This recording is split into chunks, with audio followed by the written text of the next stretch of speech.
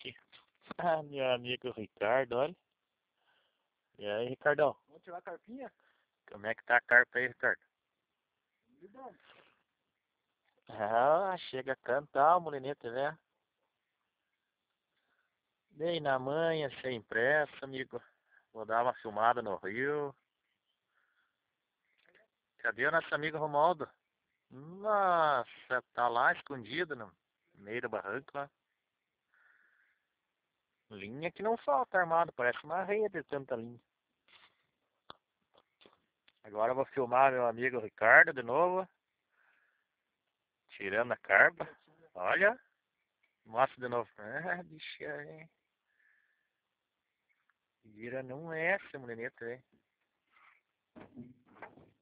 Também não precisa fazer bagunça agora no boto pra espantar as minhas carpas aqui. Vou até ficar de pé agora pra filmar, meu amigo. Que essa aqui ele quer postar lá no YouTube.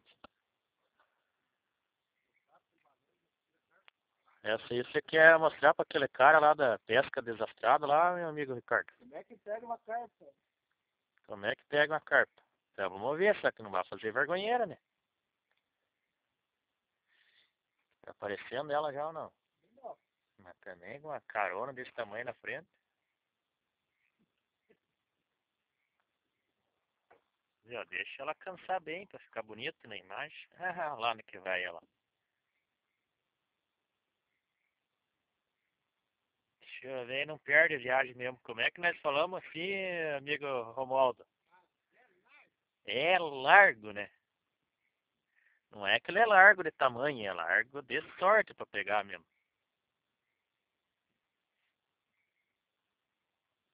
Ah, tá levando um vareio aí, gordo. Olha lá, ó. Ah, bicha velha, apareceu. Captei bem a imagem dela. Olha.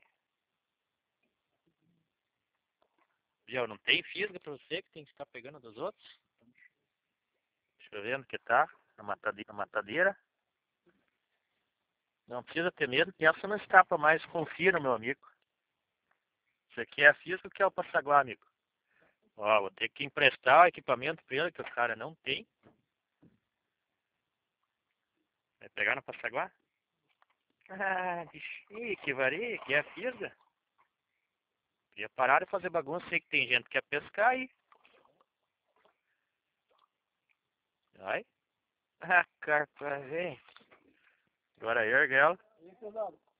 Vamos aí. Coloca mais perto essa carinha de lua cheia, senão não dá pra gente ver. Essa não é pesca desastrada igual vocês vêem no YouTube. Não é pesca desastrada essa. Mas pega mesmo. Então tira ela ali e mostra agora bem pra ver.